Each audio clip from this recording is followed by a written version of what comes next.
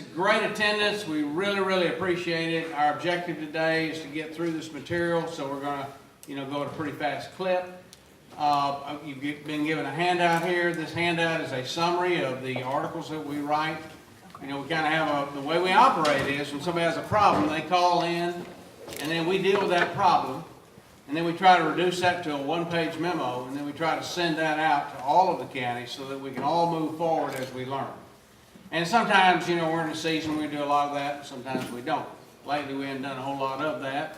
I've been feeling the need for us to all get back together again because I think we need to talk from time to time and make sure we're all on the same page. And of course, staff changes and that sort of thing.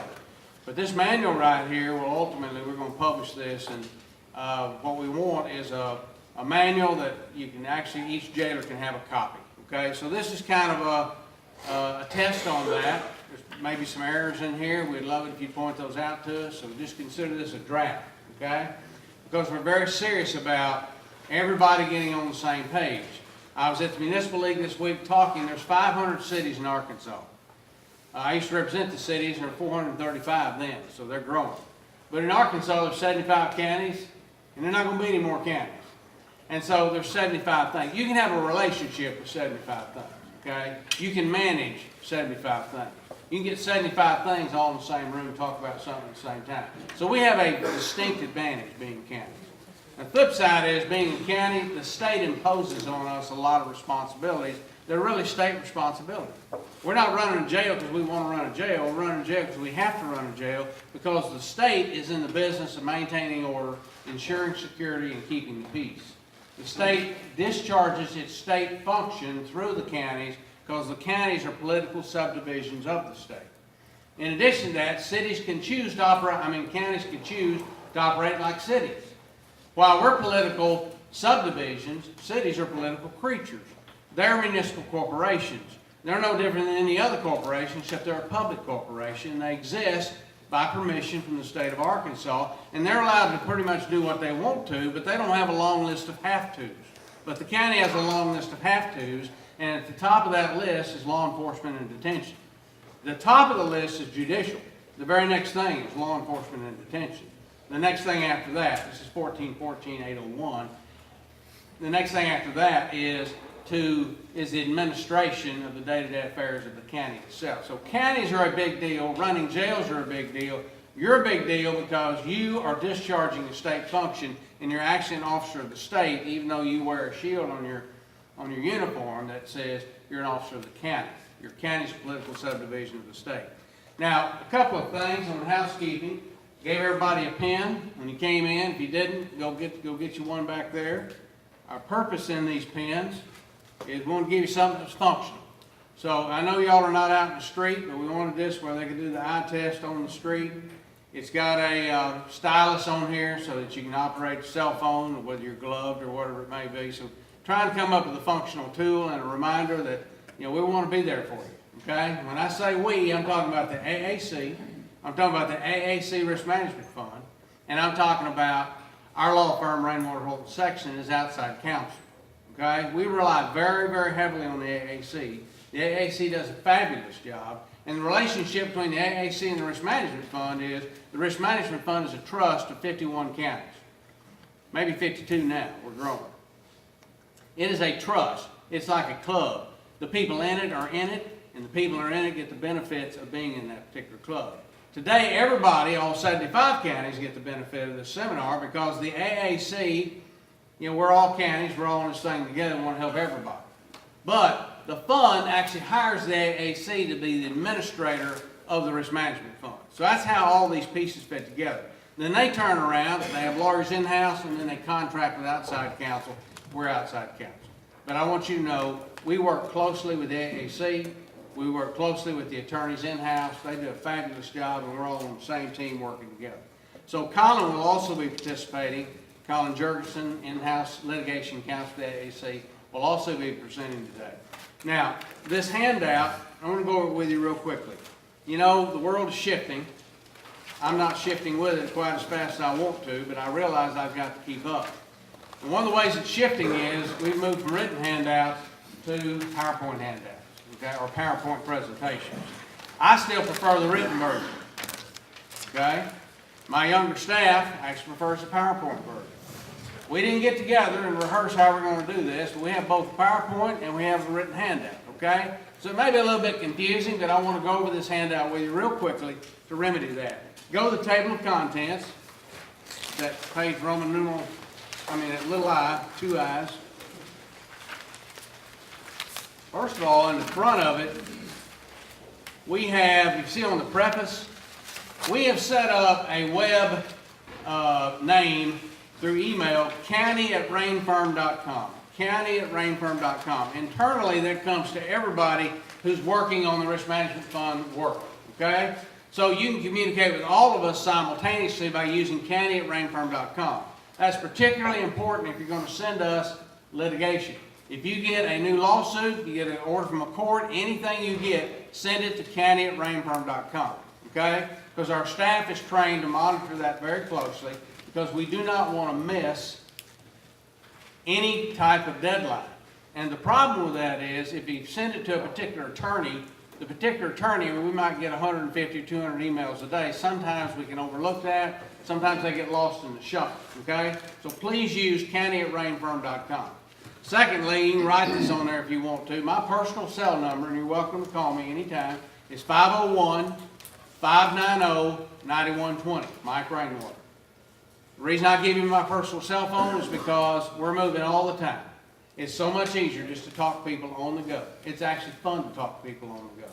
We can take that information, we can plug it into our system, we get people helping you, we have lots of information. We want to hear your day-to-day questions. The reason is that's how we learn.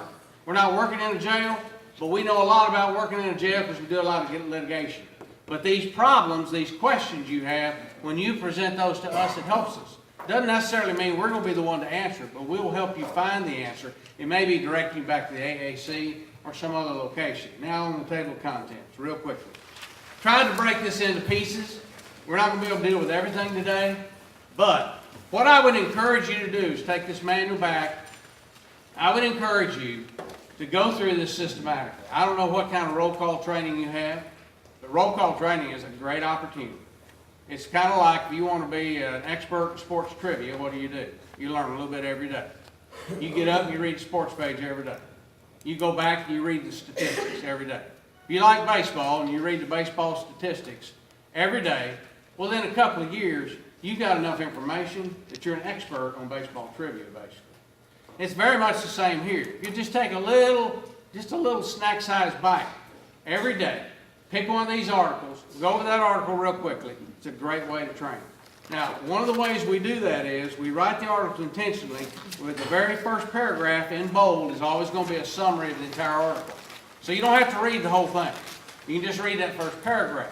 If you want more information, then we arranged it where each paragraph is going to have in bold a topical heading.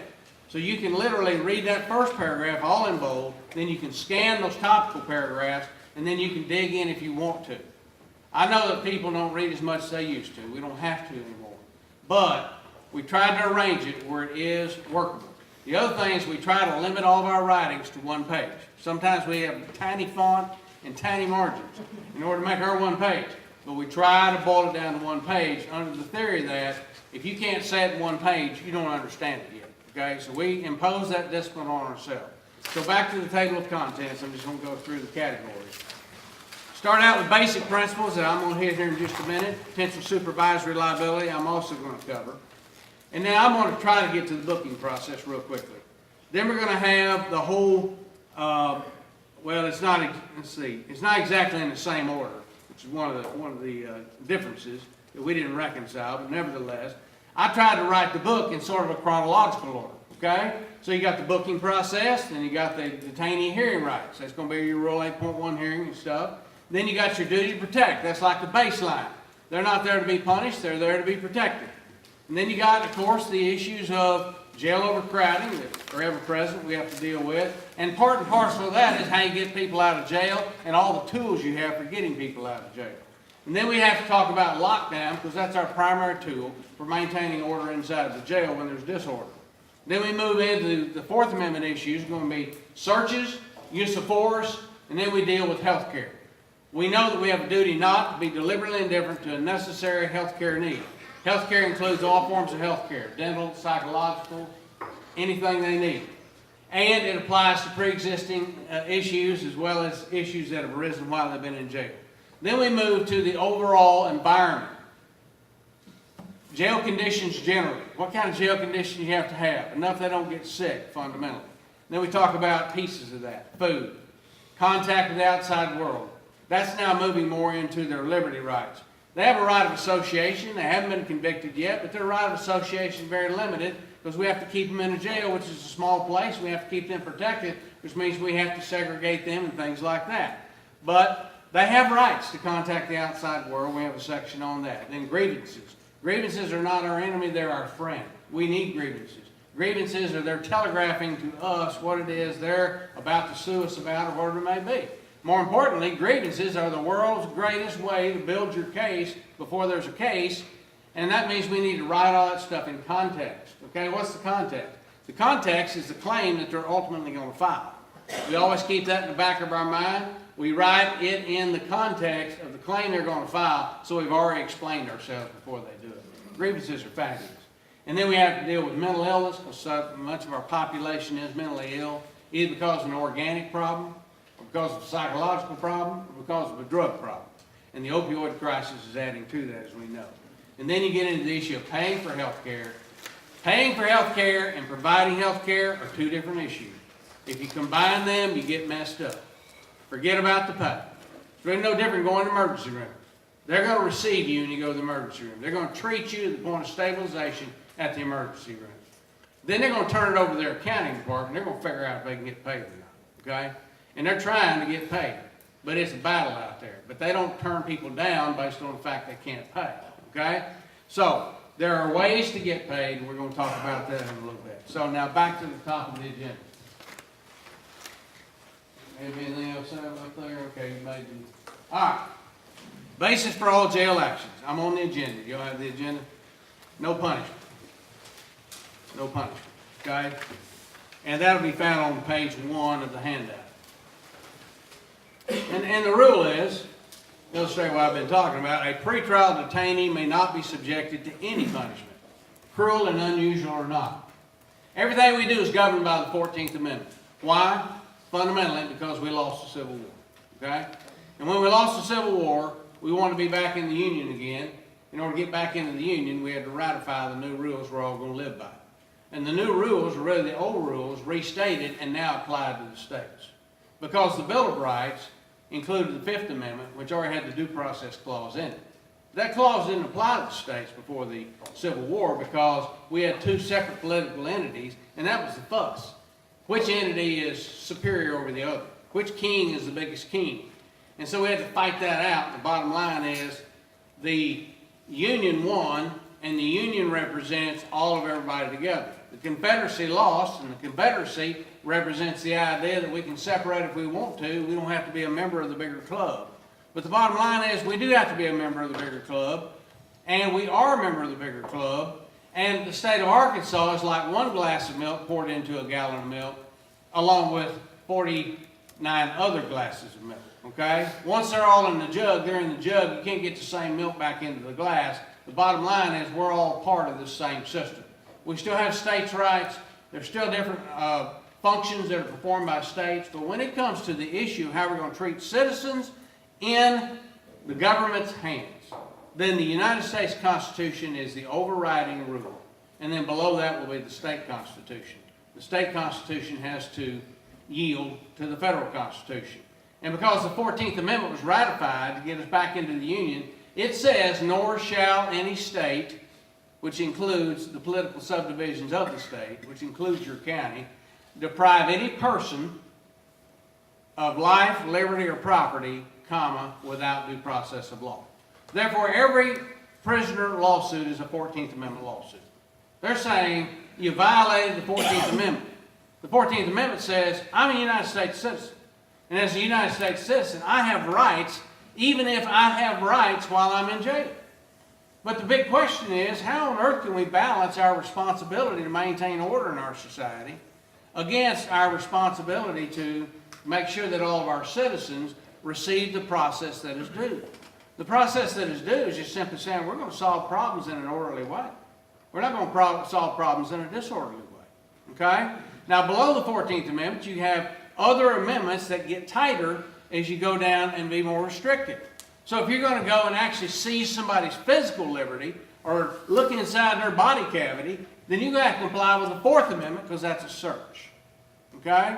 And the Fourth Amendment has a more restricted requirement, and that requirement is that everything we do must be objectively reasonable.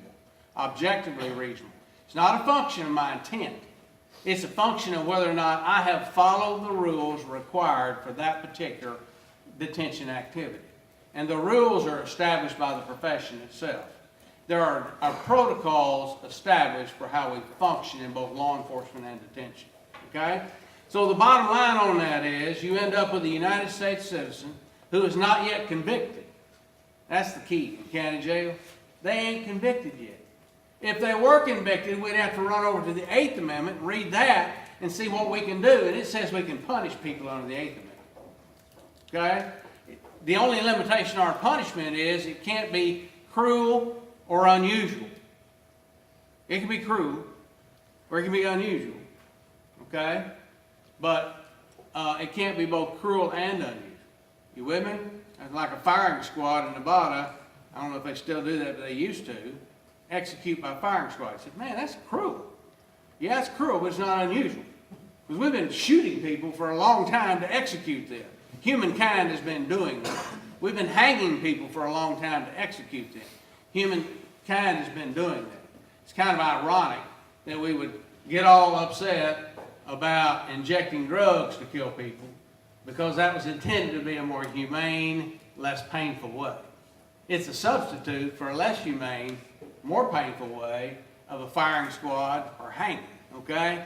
But neither one of those violate the Eighth Amendment, where they might say injection of lethal drug does violate the Eighth Amendment. Just kind of a curiosity there, okay? But we're not under the Eighth Amendment because these people are not convicted. Now, I know some people in our jail are convicted. And we go to court, if we have those people, we're going to argue, wait a minute, we didn't violate the 14th Amendment because it doesn't apply. The Eighth Amendment applies. We can actually punish these people in our jail because they've already been convicted, okay? But in the real world, you can't run your jail that way. You got to run your jail as a pre-conviction detention center, okay? Because you got to have the same rules uniformly. And we're not really running it as a conviction unit. Now, if you had a misdemeanor in there, we could talk about that, but I'm not going to go there right now. Bottom line is we can't punish these people. You say, well, if we can't punish them, how on earth are we going to maintain order? You know, who's running the jail anyway? Well, that gets over into the whole issue of intent, okay? And that's the number one thing is intent. What is our intent? You take a parent. Running a jail is not fundamentally different from parenting. Really, that's what you are. You're parenting. You know, they couldn't discipline themselves, and their parents wouldn't discipline them. So guess what? The state's going to have to step in and impose discipline. And what's the fundamental issue? They're being disorderly. Our society has a baseline, and our society says, guess what? Your freedom has a big old limitation on it, and that limitation is called order. Be as free as you want to be. Just be free in an orderly fashion. That's why public intoxication is a crime. That's why disorderly conduct is a crime. Criminal trespass is a crime. Drinking in public. You think, drinking in public? What's wrong with drinking in public? It's disorderly. That's the problem. Because we're not stupid. We know what happens when people drink in public, and we know it leads to disorder. So we come up with a rule. We say, this is the rule of order for our society. And the government has every right in the world to impose rules of order, and they don't even have to be reasonable. So if somebody wants to come to court and say, well, that's unreasonable rule of order, we can say, well, guess what? That's not the standard. The government doesn't have to be reasonable. Did you hear that? The government does not have to be reasonable. The legal requirement imposed on the government is to be rational, not to be reasonable. Now, that sounds like lawyer stuff, but I'm telling you, it is fundamental philosophical stuff that our society is built upon. And our society is built upon a framework, and that framework is called the Reformation. And the Reformation is built on a framework, and that is called, somebody printed the Bible in the vernacular language, which means if you're German, it's in German. If you're Spanish, it's in Spanish, where you can read it. And when you read it, you say, Allah be darned. There's a whole system in there for order. We're going to build a society that looks like that society, and we're going to impose upon the government the duty to be rational, but not to be reasonable. So you say rational with respect to what? It's got to be rationally related to a legitimate order objective. Order. Now, I've expanded that a little bit. Order, security, because we don't have to wait for disorder before we can act. You know, we could set up a secure system. And peace. If there's a lack of peace in your jail, that's your invitation in. Same on the street. Same on the street. But if it's peaceful, then you don't get to go in. People can have conversations. People can do things. But you can run your jail in a way where you know that something that temporarily is peaceful is about to turn into something that's not peaceful. So, for example, if you know there's known enemies out there, what do you got to do? You have an affirmative duty to protect. Okay? Now, back on this outline here, discipline versus punishment is where I am. I don't know if I have a slide on that or not. But I happen to have an article on that because I'm old school and I write everything down in a book. So go to page 2. You're back to parenting, okay? You can do the exact same act as a parent, and it can either be punishment or it can be discipline. We've forgotten this distinction. And generally, we use the word punishment. I have to punish my kids all the time because they act up. Well, the reality is we're not punishing our kids. We're disciplining our kids.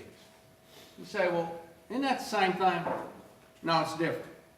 If you want to discipline somebody, what's the root of that word? Disciple. You want to disciple them. What is a disciple? Well, that's somebody who's a follower of the one who's doing the discipling. So what you're fundamentally saying is, I want you to be like me. I'm orderly, and I want you to be orderly. So what we're doing is we're saying you were disorderly, and I'm going to have to step in and stop the disorder. And then I'm going to have to do something to teach you, because I'm trying to get your mind right, to teach you that you get more cheese in this world if you act orderly than if you act disorderly. Same way in this jail. Things go better for you if you function orderly. If you function disorderly, it's going to be a rough road. Now, we're not going to come in and punish you because we can't punish you because you're an unconvicted citizen. And the government's not in the punishing business unless we send you to court, we hear both sides of the story, and then a disinterested third party called a judge or a jury figures out what the facts are, figures out what the law is, applies the facts to the law, and so here's the answer, and we declare you, sir, are guilty. And because you're guilty, our society has said that we can now punish you. And we're going to punish you in a manner that's neither cruel nor unusual. I mean, maybe cruel, maybe unusual, but it's not cruel and unusual. And why are we doing this? Because we couldn't get your mind right through a disciplinary technique, so we're going to have to get your mind right through a punitive technique. We're going to remove you from the crowd. You're going to get to live by yourself. We're going to make you work, or whatever we want to make you do, as long as it's not more cruel and unusual. And we're going to punish you for a period of time, hoping that maybe you can have a change of heart. Period. That's why we call them a correction institute, but it used to be called what? Penitentiary. Okay? Because they're doing penance over there. You know, we are punishing them. But in jail, we're not punishing them. We're disciplining them. So if my child acts up, and I go in there and I react out of anger, because it satisfies me, and it feels good for the moment, what am I going to do? I'm going to slap him upside the head. Now I'm going to say, damn it, I told you not to act up in my house. Okay? But if I'm going to impose discipline, what am I going to do? I'm going to restore order. I'm going to look them right in the eyes and I'm going to say, you know the rules in our house. You got to be ordered. You cannot engage in disorder, because if you engage in disorder, what's it going to turn into? It's going to turn into a fight. Somebody's going to get hurt. It's going to be a mess. We don't want to deal with that. We prefer to live orderly. And you know that was the rule of the house, don't you? And you violated the rule of the house, didn't you? Yes. Well, here's what I'm going to have to do. I'm going to have to hit you. But I'm not hitting you because I hate you. I'm hitting you because I love you. So that's where the whole "it's going to hurt me more than it hurts you" comes from. Okay? But the difference is, instead of reacting, what did I do? I responded. Okay? Instead of reacting, immediately, without hearing both sides of the story, what did I do? I had a little gap of time. I had a little conversation. I heard their side of the story. They can be belligerent if they want to. I'm still going to hear their belligerent side of the story. And then I'm going to say, you know what? We have to impose discipline. And your discipline is, I'm going to have to inflict some pain. I hate that for you. But in the jail setting, normally what we do is I'm going to have to take away some privileges. So I'm going to have to remove you from the general jail population, and you, sir, get to go sit on the bottom step for the next 3 days. Now, while you're sitting on the bottom step, I'm not going to deprive you of food and water. And if the preacher wants to come and talk to you while you're on the bottom step, I'll let him talk to you. And if you got to go to, GED class, then I'll let the GED instructor come talk to you, or I'll let you go to GED class as long as you're orderly before you leave, while you're there, and on the way back. But at the end of 3 days sitting on the bottom step, which is the admin seg lockdown unit you have, then I'm going to let you out. And then in the meantime, what are you going to do? You're going to stroll by the bottom step of the staircase in your 2-story house, and you're going to check on them every now and then. If they've got a scowl on their face, what are you going to do? You're going to walk on by and let them stay on the step. But when you walk by, if they are smiling and they're happy and they got a right attitude, and you say, you know what? I'm going to teach you some more. I'm going to have another conversation. I'm going to explain to you the way you get more cheese is to be orderly and to be respectful. And since you're both orderly and respectful, I'm going to cut you a break. Instead of sitting on the bottom step for 3 days, I'm going to let you sit on the bottom step for 2 days. And I'm not doing that because I have to. I'm doing that because I want to.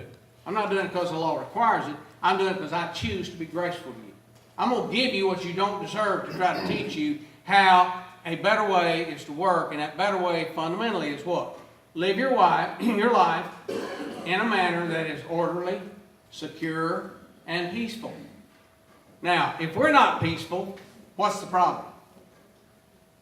I'm going to run out of time here. I've got to stay on target here. See, I'm going to squeeze some of my hiring and firing time in order to stay on this basis for all jail action time. Janine? Yes. Is that legal? That's legal. I got my point right there. Bottom line is, we can actually punish people not by our conduct, but by our conditions. Okay, you see on the agenda here, I went past discipline versus punishment. Now, conditions have the effect of punishment.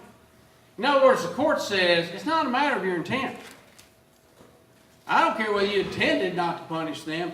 If the totality of circumstances is such that you punish them by the conditions of the jail, then you violated the no punishment rule because they're unconvicted citizens. Remember that? You don't have the right to punish them. In other words, think about it this way. The only difference between people in the jail and outside the jail is there's 2 main differences. One is that they're still citizens, so that's not a difference. Okay? The only real difference is they've been disorderly and they got caught, and we had a reason to believe they violated a rule of society called criminal law. And so we took them into custody and we brought them over to jail, and we said, you're going to have to stay over here for a while. They're not guilty. They're not guilty. They've been simply caught being disorderly, and we're going to let somebody else determine if they're guilty. That is not the job of the executive branch. See, we got to remember there's 3 branches of government. There's 3 branches of government because just like we don't trust the guys on the outside of the jail, we don't trust the guys on the inside of the jail. Okay? We don't trust law enforcement.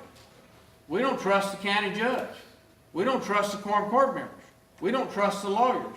Fundamentally, we don't trust anybody in society, period. Why? Because we know everybody has a bent toward what? Selfishness. Okay? Toward being selfish, greedy, whatever it may be, whatever satisfies me. The issue is, can I function in a way where I keep all my desires under control enough that I can maintain order? That's why I can't go out and rape somebody, okay? It's disorderly, fundamentally, at a base level. I cannot function in a disorderly manner. Because what we know is, if we don't have order to our freedom, pretty soon we won't have any freedom at all. We'll have chaos. And after chaos, we'll have tyranny. And after tyranny, we'll have slavery. And after that, we'll be back where we started again. We don't want to be there again. So we're not willing to trust anybody. That's why we have three branches of government. And that's why we put the punishment function, determination, whether they should be punished in the judicial branch, not in the executive branch. So, number one, since we took their liberty away from them, they no longer can exercise the Second Amendment. They can't go out and get a gun and protect themselves from all the bad guys in jail. So, guess what? We have a duty to protect them. They no longer can choose not to go and hang out with people who have a known propensity to hurt other people. They're stuck. We put them in there. So guess what? We have an affirmative duty to protect them. Okay? So number one, we have an affirmative duty to protect people in jail. We do not have an affirmative duty to protect people outside of jail. Isn't that amazing? People always say, well, what happened if we let that guy go, that bad guy go? Nothing. Why not? Because I didn't have a duty to protect the members of the public generally. If I didn't have a duty, I can't breach a duty I don't have. You say, why on earth do we not have a duty to protect members of the public generally? Because the government is not the insurer of the public good. We have a government to allow us to function collectively, to do the things we cannot do individually, but there's a limitation on how much we can do, and that limitation is money and time. Okay? We only raise so much in taxes. We can only be so many places at one time. Can't be everywhere all at the same time. We have no duty to protect members of the public generally, unless we take them and put them in our custody, or unless we, in effect, take those in our custody and subject them to a unique confrontational encounter with members of the public generally. Or I say individual members of the public generally. Okay? So we know those people are in our jail, but they're still unconvicted citizens that we have an affirmative duty to protect. That's huge. Now, if we have an affirmative duty to protect them, can we allow them to be in a jail where the jail itself is going to punish them? You say, how can that happen? Well, if you're in a jail and they're going to get tuberculosis, for example, they wouldn't have got tuberculosis if they weren't in jail. They didn't want to be in jail in the first place. But if you bring them into a jail that has tuberculosis, they get tuberculosis, they're going to be sick. Sick is pain. Pain is punishment. Punishment is prohibited. Therefore, what have we done? We violated the 14th Amendment. So that's why they can file these jail condition cases. Now, the flip side of that's also true. How good does our jail have to be? Good enough not to punish them. So we work backwards. If they're not going to get sick, they won't have pain. If they don't have pain, they won't have punishment. If they don't have punishment, there's no violation of the 14th Amendment. So how clean does it have to be? Clean enough not to get sick. How safe does it have to be? Safe enough not to get hurt. Okay? It's all about safety. It's all about order. Okay? Because we can't punish them. That's the safety side. And it's got to be orderly. Just like they have to be orderly, we have to be orderly. Okay? Now, is Sterling in here? Sterling Penix? All right, Sterling Penix is going to come, and he's our new jail standards committee coordinator. In Arkansas, we don't have a state jail inspector. That's probably coming. But we don't have a state jail inspector. In Arkansas, we do everything the old-fashioned way. It's like we are still in England somewhere in the 1800s. And we don't want to make anybody mad, so what we do is we figure out an indirect way to do what other people are doing directly. Other people would just appoint a jail czar, and they'd say, go out and check them all and tell them when they violate the rules, and we'll write them up for that, and they'll get in trouble. What we do is we appoint a committee of citizens that we call the Criminal Detention Facility Review Committee, and that committee of citizens then will go out and they'll look at the jail, and then they'll report back to the jail standards coordinator. Rather, the Criminal Detention Facility Review Committee Coordinator is his actual title, okay? And then what he'll do is, if he thinks that action needs to be taken, he'll go talk to the Attorney General, and then the Attorney General can file a petition in circuit court to close the jail. In other words, there's no teeth in the jail standards, okay? And the reality is we're using it backwards. We need to use the jail standards as a tool to get more money to discharge this function of the county, okay? So when they come in, you need to be telling them everything's wrong instead of telling them everything's not wrong, so that you can get a big list of everything's wrong, so then you have a determinative list done by the state, then you take that into the county and say, looky here, I got this list right here. And here's the problem. There's a 14th Amendment I have to keep up with, and that 14th Amendment says I can't punish people who are in my facility. And it says I have to have things like TV lights and motion cameras and stuff like that because I have an affirmative duty to protect these people. In order to discharge that, I've got to have some coins in my pocket. And that's your job because we don't trust the sheriff to manage the money because he's in the executive branch. We gave that to the legislative branch. So the legislative branch, what do? They set the policy and they hold the purse. They're doing that because we separated government into three: executive, judicial, and legislative. Legislative holds the purse. Holds the purse and sets the laws. Judicial hears both sides of the story, decides when somebody violated the rules of our society and what the punishment should be. And then we have the executive branch. The executive branch is supposed to go out and implement those laws and do what society has been told they have to do, which is to maintain order. So that's why the executive branch is out engaged in all the disorder, and that's why you guys end up being our customers on the risk management fund, because that's where the encounter occurs between the government and the citizen. That's where the lawsuits flow from. Okay? So the bottom line on it is we have jail standards. The world is shifting though. We have a problem-solving governor right now. He's very pragmatic. He's also very political, as governors have to be. But what he's trying to do is very carefully turn the ship around the corner. And the way they turn the ship is they already changed the legislation to make the committee over a group of counties, and I think there's like 9 districts now in the state of Arkansas. So instead of having your hometown committee, you're now going to have a non-hometown committee that's going to be from a region that you have, and they're going to come in and inspect your jail. Okay? Sterling Penix is very interested in being a proactive criminal detention facility review committee coordinator. Okay? And he's going to function more like a jail standards czar, but he's going to have to do that through his committee function. So there he is. He just walked in the room bragging on you right now. And so, we've been working with the committee coordinator for a long time, but I'm not sure we have actually come to the seminar. And, he actually contacted us. I've heard about this. I want to be there. I want these people to know we're here to help them. The state of Arkansas wants to do its part. Okay? So we're going to just not talk about jail standards, but I want you to know that kind of is an overlay on all the stuff we're doing. All right, now let's move into hiring and firing. I talked about on page 3 of the handout, affirmative duty by staff to protect detainees. On pages 4 and 5, on 4, at the top of page 5, I have detainee rules and detainee rights. That's an effort that came out of Benton County, boiled it down to 10, because 10 happens to rhyme with 10 commandments. And so Andy Lee one time, he wanted to boil everything down to 10 commandments, so we came up with 10 commandments. And so we had both 10 rules and 10 rights. And to the best we're able, we boiled the whole thing down into these 2 sets of rules right here, okay? And if you read it, you'll find out that order is the fulcrum that makes this whole thing work. Order is the motivating factor for all of the rules that we have, and order is a motivating factor for your rights. You get to have all your rights you had before you came in jail, except all of those we have to take away from you in order to maintain order.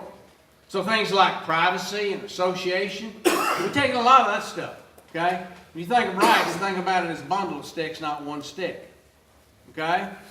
Like property rights. If you own a piece of property, the question is, well, how much of that property do you own? And how many sticks do you have, okay? Do you have all the sticks? If you have all the sticks, you got the whole bundle. You got the mineral rights, you own it absolutely. You got the air rights. You don't have any tenants. You don't have any mortgages. All those other people, they're taking sticks out of your little bundle of sticks. Over on the liberty side, the same way. You got this whole bundle of sticks. Probable cause is a great example, okay? Probable cause, guess what? There has to be probable cause to arrest. There has to be additional probable cause to detain. And there has to be probable cause to continue to detain. So that bundle of sticks is real big on the liberty category, okay? But what we try to do is break that into 10 categories, so 10 bigger sticks, and inside that you got all these various things. But you can read that, you can use that. If you got any questions on that, you can talk to us.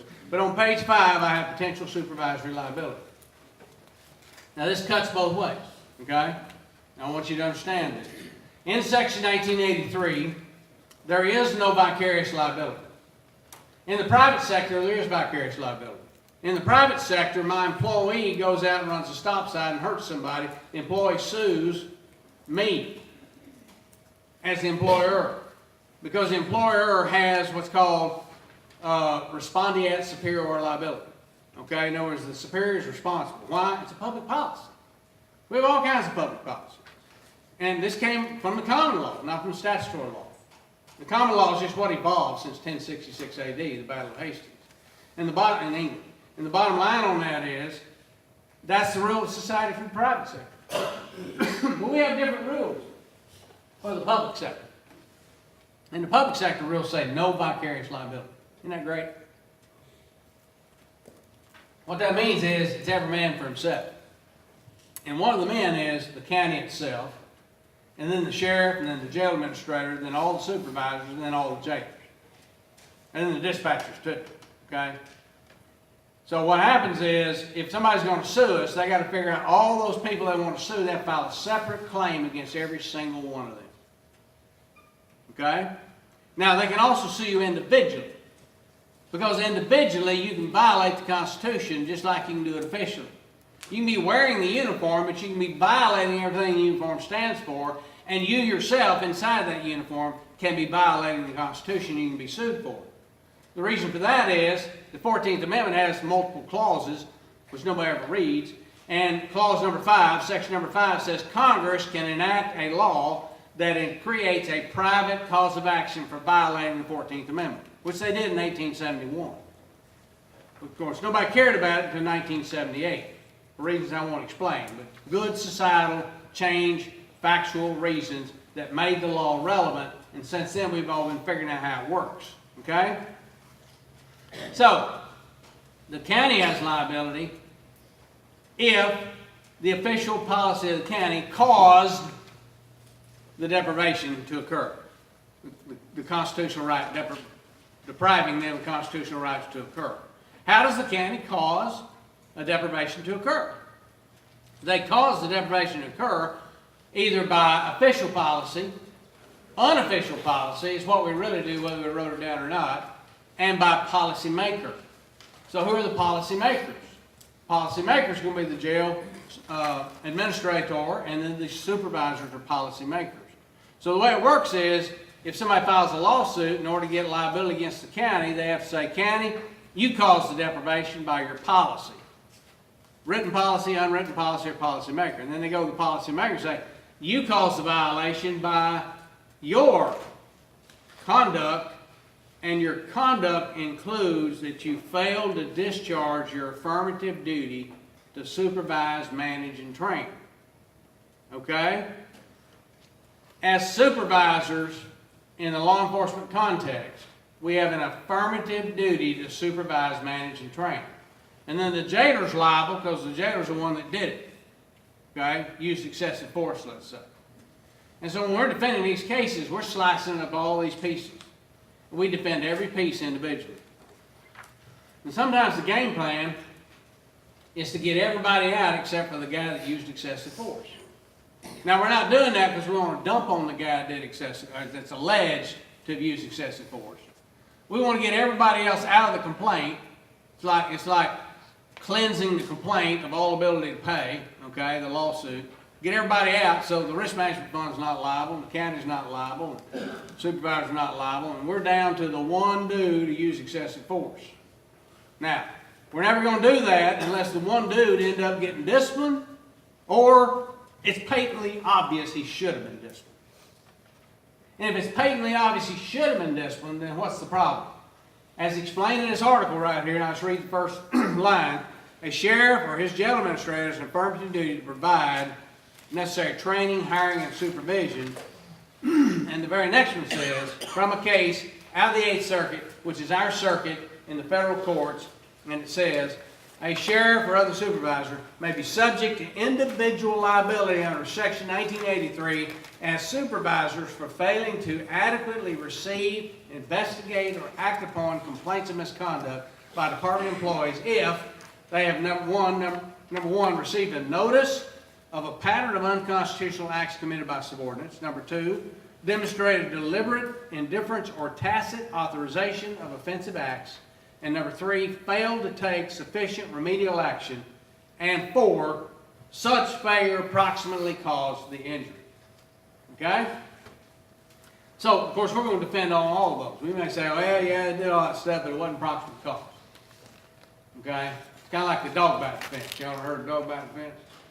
You know, you get sued because, you know, your dog, you get sued alleging that the guy got bit by a dog. First defense is you didn't get bit by a dog. The second defense is, well, you got bit by a dog, but you didn't get hurt. You got to have damages. The third one is, well, you got bit by a dog, and you did get hurt, but it wasn't my dog. Okay? And a lot of times that's where we are. It's like, it wasn't my dog that bit you, sir. That's proximate cause. You see, if somebody else's dog that bit you, and it says here, we don't just have one dog, we got all these dogs. We can blame it on one particular dog and save all the other dogs, okay? Now, the way we're able to do that is, we're able to do that if and only if you discipline. Here's that word discipline again. Isn't this amazing? In other words, what is discipline? Right back to square number one. We have to teach people. How do we teach people? By calling it what it is. And then what we got to do? Anything.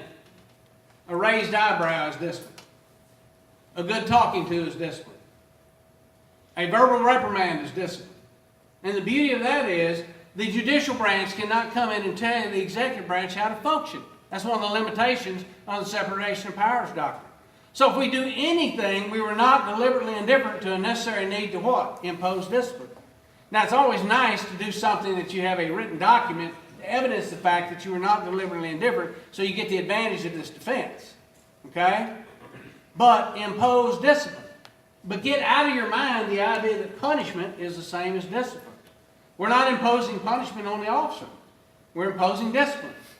Okay? Sometimes the discipline has to be, sorry, sir, you're going to get a vacation that ain't paid. Sometimes, why? We're trying to get your mind right. It's all about getting people's mind right, trying to get everybody to function according to the fundamental relationship rules of our society. What are they? We're going to use our freedom in an orderly way. We're going to provide an environment that's secure. And we want people to be able to peacefully contend with each other when they want to be contentious. And so everybody gets to engage in the right of free speech and free association, so they can go out there and compete for the minds of men, but they just have to do it peacefully, securely, and orderly. Okay? We don't care what everybody does or anybody does, as long as everybody and anybody is doing it in an orderly manner. And that's one of the issues on all the social issues we're dealing right now. Is that, wait a minute, this is a moral issue, and yep, it's morally wrong. But guess what? It's not the government's responsibility to be in the business of morality. It is the government's responsibility to be in the business of order. And sometimes they can be the same. It's both immoral and it's disorderly. Okay? So it's a really cool, sophisticated system. One of the reasons we want to have this seminar, we want everybody on the same page. We want everybody pulling in the same direction. This is actually really cool and good stuff. And we can do the exact same thing we're doing now, but we're doing it with different attitude, different timing. So everything's going to boil down to substance, timing, and style. Same substance. Same substance. It looks like punishment, but it's not punishment, it's discipline. Okay? The difference is my timing. I hear both sides of the story before I impose the discipline. And then my style. Instead of hitting them upside the head, okay, or cussing them, or whatever it may be, I calmly say, you, sir, have violated the fundamental rules of this jail, which is you've been disorderly. And I hate it for you, but you're going to have to leave the general jail population and spend some time over here, and I'm just hoping you can get your mind right. Because if you can't get your mind right, you're going to stay in there for the rest of your life, one day at a time. Okay? Because you're going to be orderly in my jail. Now back to discipline. It's the same way on the other side. We have to impose discipline. So what that means is, every time something happens, and you think, that could turn into a claim. You need to be thinking, discipline, discipline, discipline, discipline. How do I impose discipline? And then you need to think, it's your prerogative what discipline you impose. Do I need to give them the raised eyebrow, and I need to go all the way to firing? Or I need to do something in the middle. People call me all the time, they think I got to fire somebody because some officer did something bonehead. But they like the guy, and he's a good officer. He just, he had a knucklehead moment. Sheriff, you don't have to fire this guy. You just have to discipline this guy. We've had people who are DWIs, mile long. But he happens to be somebody who's a good guy. He just had a bad season in his life, and we want him to be able to go back to work.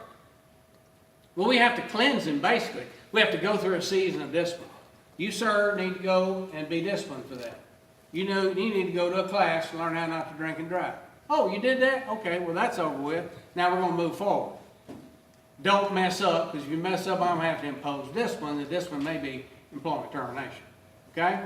So the point is, you have an affirmative duty discipline, but you're only liable if you fail to do anything. Always do something in the face of a known need to supervise, manage, or train. Never do nothing in the face of a known need to supervise, manage, or train. And I would prefer that you document so we can actually prove that. All right, I got about 5 minutes and I'm going to roll through this because they gave me a whole hour, which I really appreciate. I'm getting the lion's share here and I'm thankful for that. All right, page 7, booking process. Not even on the agenda, but I want to hit this hard.